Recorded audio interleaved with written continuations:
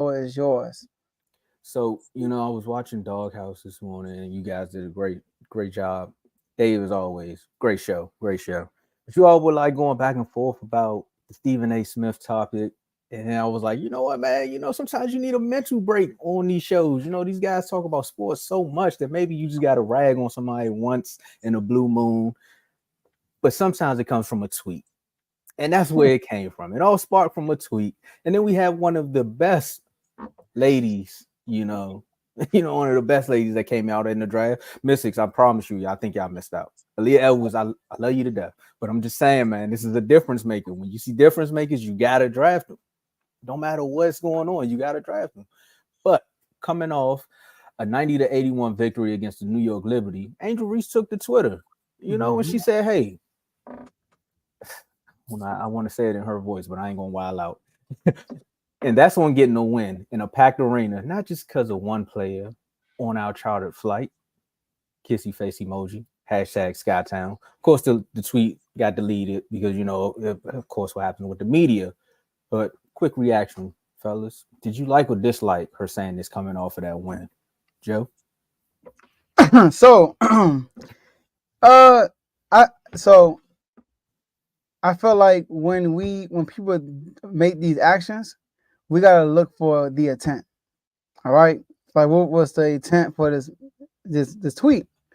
Now a lot of people took it as, oh, she threw shade at Caitlin Clark. I didn't take it like that. Now initially I saw it because I saw something else about Caitlin, about her own teammates. Y'all like kind of like at the press, she showed us late to the press conference, and her teammates was like, oh, and talking about her being late at the press conference. And then right after I saw that, I saw the tweet. I'm like, dang, they just piling on Caitlin Clark, right?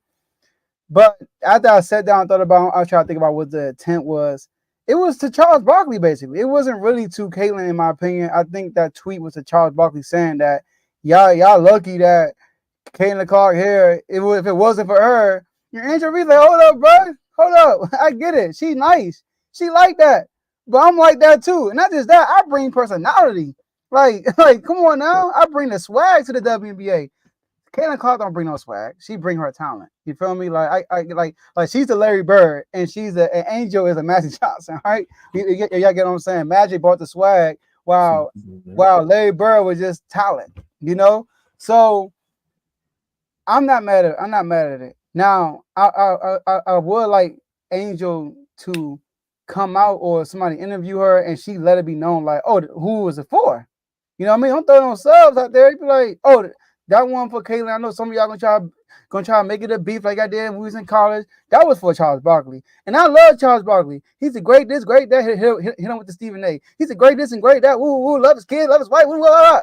But he should never say that. He disrespected the whole WNBA by making that comment. So I'm not mad at the comment. I would just like if she would come out and like let it be known if what I'm saying is true, because she might be talking about Caitlyn, but I don't think she was. If she was talking about Charles, I would like for her to come out and be like, "Oh, that was for him, not for Caitlyn."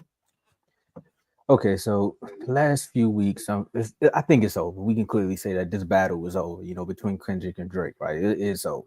So there's been a lot of triple entendre, double entendres that's been floating around. So she could have been talking to both of them, honestly.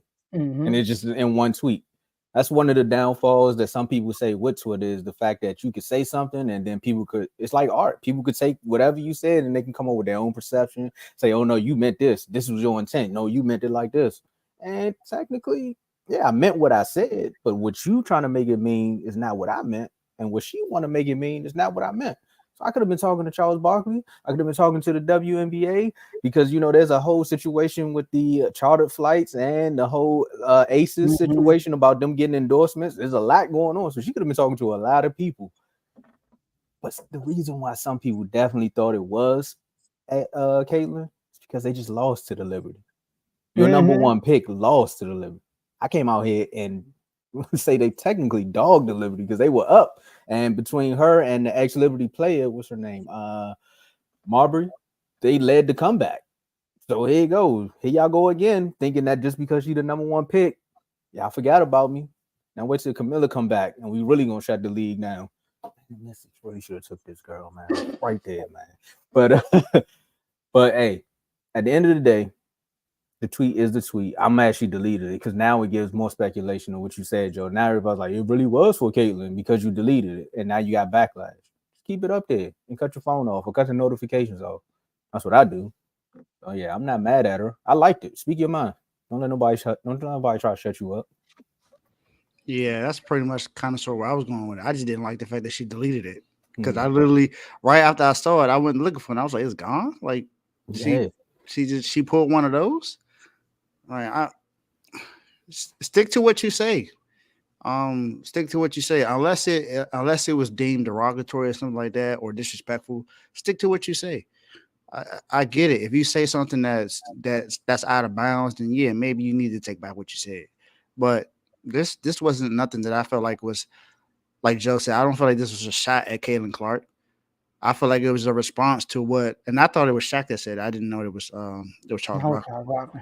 But I'm gonna find the exact quote. But go ahead. the fact that that was even said is crazy because you still got other players in the WNBA that are going to make a name for themselves right now. What's it? The girl for the Connecticut Sun is balling right now. Was it Camila Cooper? I think that's her name. Who's been balling out? You got Angel Reese, a rookie who is the only one that has scored in double digits in their first 3 games in WNBA history. Yep. So you got that going for her. You got Sabrina, who also was one of the hot shooters in college, who's now a vet in the league now. I guess you can say that.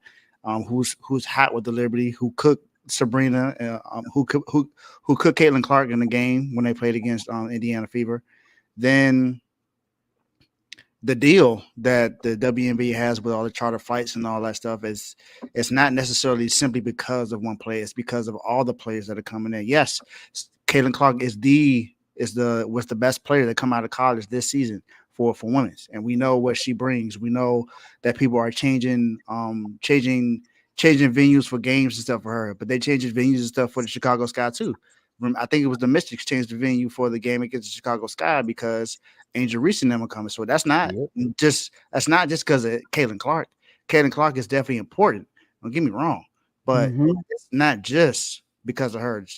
It's not because of her why the WNBA is getting all of this now. It's because more people want to watch it now because of the player matchups. This is what Joe was saying. That's what they need to follow. They need to follow the player matchups, and that's exactly what the WNBA is doing right now. They're following the player matchups, and it's catering to why they were able to spend $50 million for over the next 2 seasons to allow them to travel everywhere.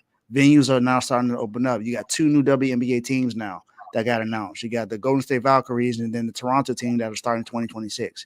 That's not all because of Caitlin Clark. So, and I'm gonna say this again, it's not saying that Caitlin Clark is not important. She is, but she's not the reason all of this is going on for the WNBA. It's everything that involves it, including her. Yeah. I Oh, think. and I think. I was just Go gonna ahead. say Go it's ahead. Go ahead. Alyssa Thomas. Alyssa The Thomas. Yeah, she's been there for a while too. Um. from Merlin, Yeah. Carl. Terps. Yeah, Alyssa Thomas. And they got the one up on there. But I think Kenneth Clark is a driving force. And this is what Charles Barkley said. He said, "You women out there, y'all petty, man. Y'all should be thanking Caitlin for getting y'all A words private charters."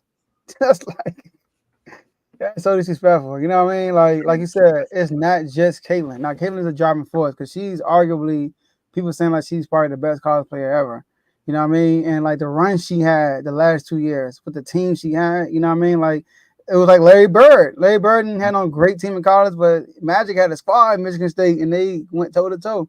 So, but Angel Reese brings a swag though. You know, like Caitlin doesn't have the swag. Angel brings that to the league, you know. So Angel has a part of it too. But Caitlin is the driving force. Like people want to see Caitlin Clark, like because of her style of play also is exciting. Like it reminds them of Steph Curry, you know, they ever like that excitement like that. But like you said, it's a collective effort of all of them, like because the matchups, right? It's the matchups. So, It's but the name. it's the but hey, it's good that we got some WNBA stuff brewing though. You know what I mean? It's Yeah. a win-win. It's a win-win. The fact that Charles Barkley had to come out and say that says a lot about the WNBA. You know what I mean? So I like let's and this make me feel like this is more towards him because she mentioned the charter flights, and that's what he mentioned in his quote. You know, so this is definitely for Charles Barkley.